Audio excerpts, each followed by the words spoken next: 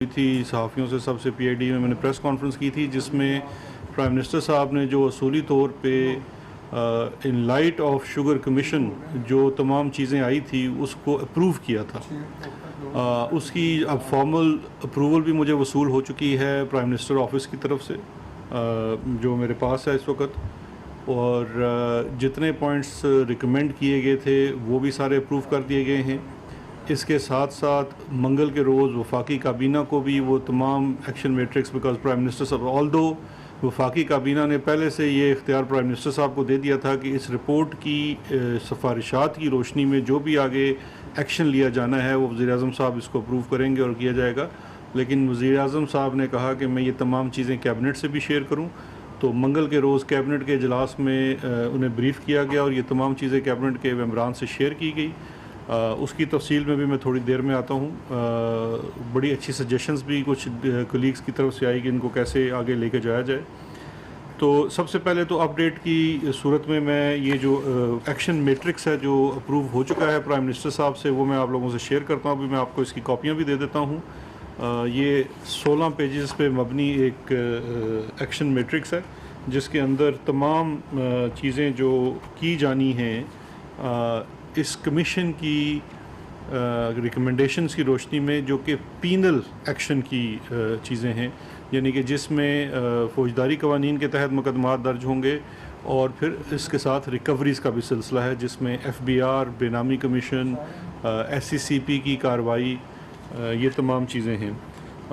बड़ा मुख्तसरन मैं आपको बताता चलूँ कि इसमें 29 अरब रुपए की सब्सिडी एग्ज़ामिन की गई पिछले 5 सालों में।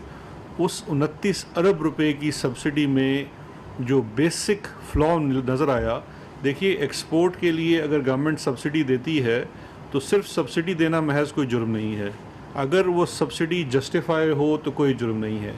इस सब्सिडी के अंदर मैं फिर बताना चाहूँगा सबको कि इन तमाम सब्सिडीज़ के अंदर एक बेसिक फ्लॉ जो सब के अंदर था कि कोई जुडिशस फैसला नहीं था।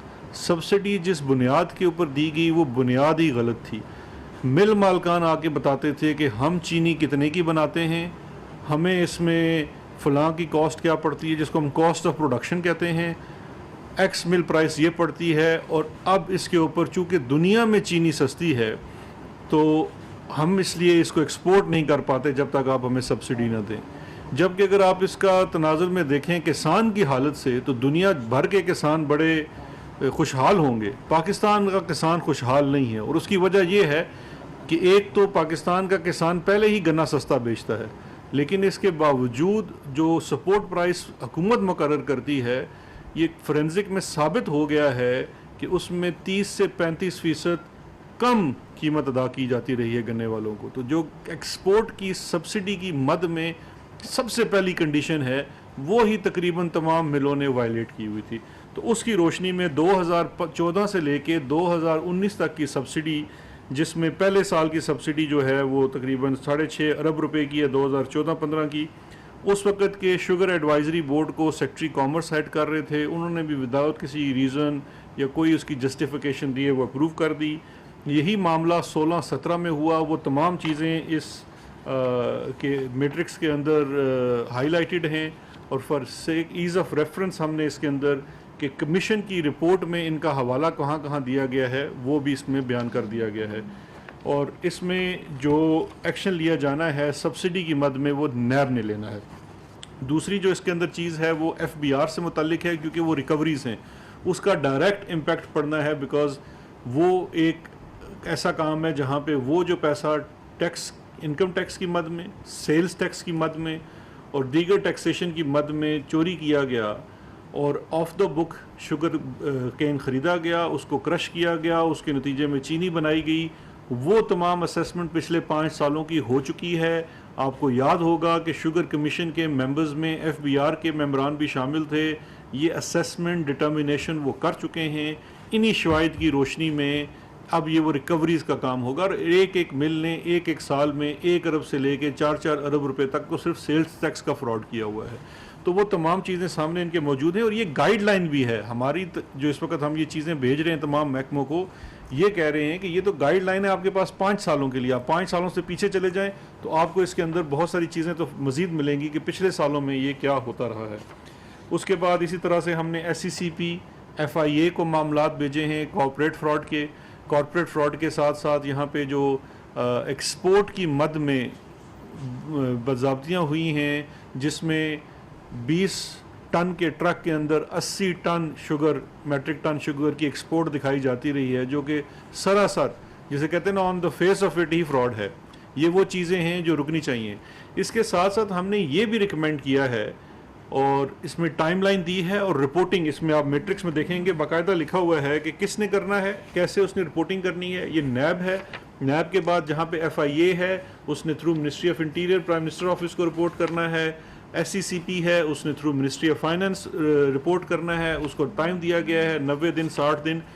जो ज़्यादा ज़रूरी चीज़ इसके अंदर है कि देखिए जब तक इदारों के अंदर से लोग ना मिले हुए हैं ये मुमकिन नहीं हो सकता। शुगर माफिया, शुगर ग्रुप्स बहुत स्ट्रांग हैं, उनकी जो पहुंच है इदारों के अंदर तक है, तो वो जो लोग आइडेंटिफाई हो गए हैं और जिन्होंने ये चीज़ें माजी में अप्रूव की हैं, उन महकमों को, चाहे वो FIA है, SCCP है, CCP competition commission of Pakistan है या कोई और इदारा है, उन तमाम को ये रिकमेंडेशन की गई है कि आपने इन लोगों के ख़िलाफ़ प्रोसीडिंग्स करनी है, डिसिप्लिनरी प्रोसीडिंग्स करनी है, जहाँ पे क्रिमिनल प्रोसीडिंग्स करनी पड़े वो करें।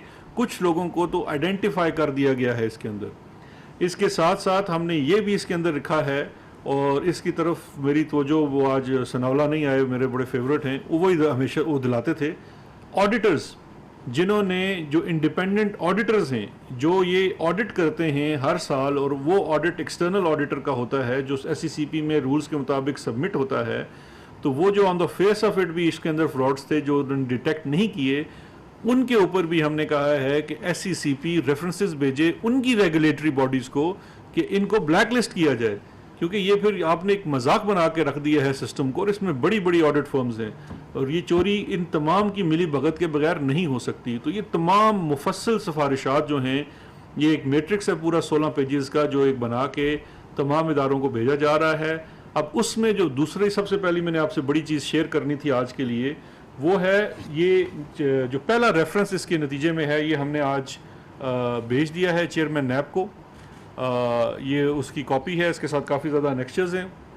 उन्हें हमने बेसिकली ये रिक्वेस्ट की है कि ये जो इंक्वायरी कमीशन बना था और इसके नतीजे में जो भी हमारे पास इंफॉर्मेशन आई है और जो सिफारिशात आई हैं, जो फाइंडिंग्स हैं, उनकी रोशनी में अब उन्होंने इसके ऊपर कार्रवाई करनी है। बिकॉज जो सब्सिडी का मामला है, जहाँ पे पब्लिक ऑफिस होल्डर हैं, चाहे वो शुगर एडवाइजरी बोर्ड का हेड था, सेक्रेटरी था, मिनिस्टर था, ECC, जो भी जिसका जो किरदार है, बड़ी तफसील के साथ इस कमीशन की रिपोर्ट में लिख दिया गया है। बाकी नैब ने अपनी इन्वेस्टिगेशन भी करनी है, क्योंकि जो कमीशन की रिपोर्ट है ये महज उसके लिए एक स्टार्टिंग ग्राउंड है।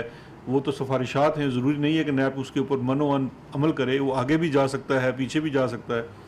तो उस सूरत में हम ये कह रहे हैं कि ये सेक्शन 9 जो है नेशनल अकाउंटेबिलिटी ऑर्डिनेंस का, उसके मुताबिक ऑफेंस बनता है, तो उन्हें इसके ऊपर भी कार्रवाई करनी है इन 5 सालों की सब्सिडी के ऊपर। और यहाँ पे मैं ये बताता चलूँ कि आप इसको जब ये लेटर को भी पढ़ेंगे और इसकी जो साथ मैट्रिक्स लगा हुआ है, जो इसके एनेक्चर्स हैं, वाज़े हो जाएगा कि हमने अपने दौर की भी दी हुई महज 2.4 अरब रुपए की सब्सिडी, उसका भी एहतसाब किया है और उसको भी फर्दर कोई तफरीक नहीं रखी। जो हमने तराजू इंसाफ का दूसरे के लिए रखा, पिछले 4 सालों के लिए रखा, उसको अपने 1 साल के लिए भी रखा, ख़ुद को भी एहतसाब के लिए पेश कर दिया। और ये जो आज मैं आपके साथ बैठ के ये शेयर कर रहा हूँ और ये प्रेस कॉन्फ्रेंस करने का मकसद ये है कि एहतसाब और इंसाफ ट्रांसपेरेंसी के बगैर नहीं हो सकता। जब तक आप जो काम कर रहे हैं वो ट्रांसपेरेंट ना हो, शफाफ तरीके से ना हो, फ्रीडम ऑफ इंफॉर्मेशन ना हो, उसमें कोई शफाफियत नज़र नहीं आती। इसलिए हम तो कोई बंद दरवाज़ों के पीछे काम नहीं कर रहे, खुलम खुला काम कर रहे हैं। ये चीज़ें तमाम हम पब्लिक के साथ शेयर करते रहेंगे। ईच एंड एवरी स्टेप जो इस पे लिया जाएगा वो मैं आपसे शेयर करता रहूँगा, और ये डॉक्यूमेंट्स में मैं आपके साथ शेयर करने के लिए ले आया हूँ। इसके साथ साथ जो तीसरी एक अहम चीज़ है, 2 सिफारिशात थी। एक दूसरी ही पहली थी कि पीनल एक्शन और रिकवरीज़ की मद में क्या लिया जाएगा। दूसरा इसका एलिमेंट है कि हम इसके अंदर जो रेगुलेटरी फ्रेमवर्क है, कि चाहे वो कंपटीशन कमीशन ऑफ पाकिस्तान है या security and exchange commission of Pakistan है, एफबीआर का महकमा है, ये तो वो प्राइमरी महकमे हैं जिनका इन इंडस्ट्री के साथ बड़ा रास्त ताल्लुक है। इसके साथ साथ एक दफ्तर होता है केन कमिश्नर का, जो सूबाई सतह पे होता है, जिसने ये इंश्योर करना होता है कि किसान को गन्ने के पैसे पूरे मिलें, उसका वज़न पूरा तोला जाए। उसके बाद जो शुगर की जो प्राइस डिटर्मिनेशन होती है वो मुकम्मल हो। फिर उसके बाद सुक्रोज कंटेंट एक गन्ने में से कितना निकलता है, उसके ऊपर अगर आप 1% की भी धांधली कर दें तो वो अरबों रुपए का फ़ायदा जो है वो मिल मालकान को हो जाता है और उसका नुकसान किसान को और आम सारिफ को होता है। इन तमाम के अंदर जो रेगुलेटरी फ्रेमवर्क की जो वीकनेसेस हैं वो पॉइंट आउट करके एक मैट्रिक्स की सूरत में उन तमाम इदारों के लिए एक बाकायदा गाइडलाइंस बनाई गई हैं, जिसमें फेडरल इदारे भी हैं, सूबाई इदारे भी हैं, कुछ कवानीन जहाँ पे अभाम है। देखिए, पाकिस्तान में कवानीन में कमी नहीं है, ऑलरेडी मैं समझता हूँ कि ओवर लेजिस्लेटेड जगह है। इबहाम ज़रूर है, जहाँ जहाँ अभाम है उसको हमने पॉइंट आउट किया है और ये कहा है कि इसको फौरी तौर पे दूर किया जाए और नेक्स्ट क्रशिंग सीज़न से पहले, यानी कि एंड ऑफ सितंबर 2020 से पहले ये तमाम स्टेप्स हो जाने चाहिए। उसमें बड़ी प्रैक्टिकल किस्म की जो तजावीज़ भी हैं, यानी कि जो फॉरवर्ड सेल है उसको भी बंद करने का कहा गया है। जब आपने सेल कर दी मिल ने तो 2 हफ्ते के अंदर अंदर स्टॉक उठाया जाना चाहिए। इस तरह की भी सिफारिशात हैं। अब उसके ऊपर कानून साजी होगी क्रशिंग सीज़न से पहले, काफ़ी हमारे पास टाइम है, तो ये तमाम चीज़ें उसमें कर दी जाएंगी। तीसरी जो अहम चीज़ इसके अंदर जो वफाकी काबीना ने भी अप्रूव की, प्राइम मिनिस्टर साहब ने भी अप्रूव की, वो सिफारिश थी, जो मेन मकसद है जो मैं समझता हूँ आवाम सुनना चाहती है, वो चीनी की कीमतें हैं। चीनी की कीमतों को लेके जो इस वक्त कॉस्ट ऑफ प्रोडक्शन डिटर्मिन कर दी है आपकी कमीशन ने, और ना सिर्फ उन्होंने पिछले सालों की कॉस्ट डिटर्मिन की है कि गन्ने की कीमत अगर इतनी थी तो क्रशिंग के बाद इसका कितना होना चाहिए, इसकी कीमत एक्स फैक्ट्री कितनी होनी चाहिए, उसमें और इस वक्त मार्केट की कीमत में काफ़ी ज़्यादा फ़र्क है। उसको बेस लाइन बना के minister for industries, federal minister हैं हमाद अज़हर साहब, उनकी सरबराही में एक कमेटी बनाई जा रही है और जिन्हें एक टाइम लाइन दिया जा रहा है कि शॉर्टेस्ट पॉसिबल टाइम में वो इस के ऊपर काम करेंगे और शुगर प्राइस को मार्केट में जो सारिफ को मिल रही है उसको नीचे लेके आएंगे। इसके साथ साथ दूसरी टास्क इसी कमेटी को दिया जा रहा है वो है कि आपने शुगर की पॉलिसी क्या होनी चाहिए, क्या हमारी पॉलिसी ठीक है। हम इसमें देखिए किसी बिज़नेस कंसर्न को ना ही कोई नुकसान पहुंचाना चाहते हैं, ना निशाना बनाना चाहते हैं। हम ये चाहते हैं कि हमारे जो ये कमेटी है वो PSMA के साथ बैठे, असूली तौर पे आप ज़रूर मुनाफा कमाइए लेकिन not at the cost of customer. एक आम सारिफ की जान को खेल के आप ना करें कि उसको आप पर किलो 20, 25, 30 रुपए का जो आप ये टीका लगाते हैं ये ना कीजिए। आपका एक मुनासिब और जायज़ मुनाफा होना चाहिए और शुगर इंडस्ट्री में ठीक ठाक मुनाफा है। अदरवाइज़ अगर इसमें इतना मुनाफा ना होता तो हर दूसरा बड़ा सियासी ख़ानदान जो है, इसमें क्या ये सवाल नहीं बनता कि इसमें सिर्फ ताकतवर आदमी शुगर मिल लगा रहा है, कोई कमज़ोर और आम शख्स जो है इसके पास शुगर मिल नहीं है। फिर ये जो कोटा सिस्टम है, ये क्यों कोटा सिस्टम है? अगर इसको फेयर करना है तो फिर इसको पूरे कोटे को भी खोला जाए ताकि शुगर मिल कोई भी लगा सके। तो इन तमाम चीज़ों को सामने रख के इंडस्ट्री के लोगों के साथ बैठ के आपने इसके ऊपर पूरा एक पॉलिसी बनानी है, इसको रिव्यू करना है। इसमें एग्रीकल्चरलिस्ट जो हैं उनका भी बहुत ज़्यादा इसके अंदर रोल होगा कि वो भी बताएं, क्योंकि ये भी देखना है कि क्या हम ये ठीक सिमत में जा रहे हैं या नहीं जा रहे। तो ये वाली जो चीज़ें हैं ये हमाद अज़हर साहब को सौंपी दी गई हैं। तो अब जो शुगर कमीशन की नतीजे में जो चीज़ें सामने आई हैं वो तमाम लोगों की तरफ भेजी जा रही हैं, जिसमें से आज नैब की तरफ चली गई हैं। मेरी FBR वालों से भी मीटिंग्स हुई हैं, उन्होंने भी अपना काम शुरू किया है, उन्हें भी ऑफिशियली कल या परसों ये चीज़ें चली जाएंगी। और इसी तरह से दीगर महकमे भी जो हैं, और प्रोविंशियल सतह पे जितना इसके अंदर रोल है वो काफ़ी ज़्यादा है। तो हम तीनों सूबों को जो एंटी करप्शन के हैं, जो पीनल एक्शंस हैं, वो हम एंटी करप्शन को दे रहे हैं, चाहे वो सिंध का हो, पंजाब का हो या KP का हो, क्योंकि इसमें जो केन ग्रोअर को पैसा कम मिल रहा है वो उसकी दस्तरस में आता है, केन कमिश्नर उसकी दस्तरस में आता है। इसी तरह से रोड सेस की मद में जो धांधली हुई है वो उसमें आता है। और सबसे अहम बात है कि जो आपकी शुगर मिल्स, बड़ी कुछ शुगर मिलें ऐसी हैं जिन्होंने अपनी जो लाइसेंस कैपेसिटी है उससे 10 गुना ज़्यादा वो अपने प्लांट्स लगा लिए हैं। गवर्नमेंट को ना उसका कोई टैक्स देते हैं, ना उसकी कोई रेगुलेटरी ड्यूटी दी है, ना ही कोई इजाज़त ली है।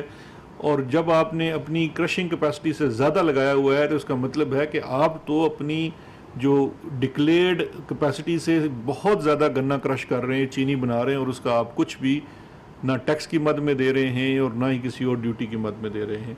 तो ये तमाम चीज़ें एंटी करप्शन को चली जाएंगी और फिर हम इंशाल्लाह उसको मॉनिटर भी करेंगे सूबाई हुकूमतों की सतह पे, जहाँ जहाँ हमारी हुकूमत है और जहाँ हमारी हुकूमत नहीं है उसको आप लोग जो जर्नलिस्ट हैं वो ख़ुद उसको मॉनिटर करेंगे कि वो कितना अच्छा काम वहाँ पे चल रहा है या नहीं चल रहा।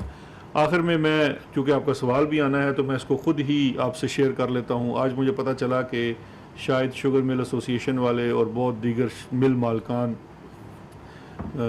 बहुत ज़्यादा उसमें कुछ मेरा ख्याल है 3 सफ़ों के तो पटिशनर्स हैं जो अदालत में चले गए। बड़ी अच्छी बात है, अदालत में जाना हर शहरी का हक है, लेकिन मेरा ख्याल है इट्स बिट लेट।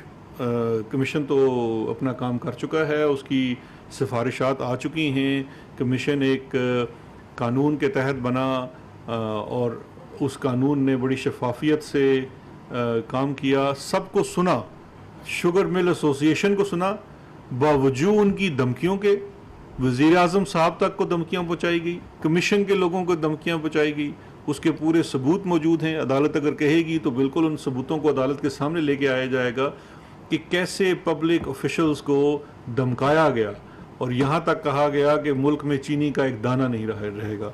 तो हम तो बड़े खुश हैं कि ये उस जगह लेके आ रहे हैं, और मेरे साथ तो उनका चूँकि ज़्यादा कोई उसने सलूक है कि वो उन्होंने तो मुझे तो उसमें रिस्पोंडेंट भी बनाया है। तो बाकी बड़े मालदार लोग हैं और बड़ी तुमतराक से गए हैं अदालत में, लेकिन मैं उनको ये बताना चाहता हूँ कि अब वो माजी के एतवार नहीं जब आपने 12-12 साल स्टेज लिए रखे। अभी भी ग्राउंड टोटल ये है, मैं पूरी इस पिटीशन को जल्दी से पढ़ा है, पूरी ग्राउंड टोटल ये है कि ये सिर्फ एक सूबाई सब्जेक्ट है और इसके ऊपर वफाकी हुकूमत ने कैसे कमीशन बना लिया। तो मेरा ख्याल है ये अब मामला चूँकि अदालत में जा रहा है, अब वो नोटिस भी नहीं हुआ, लेकिन जब होगा तो इंशाल्लाह देखा जाएगा उसको उस तरह से। बाकी आपको मैं अपडेट करता रहूँगा।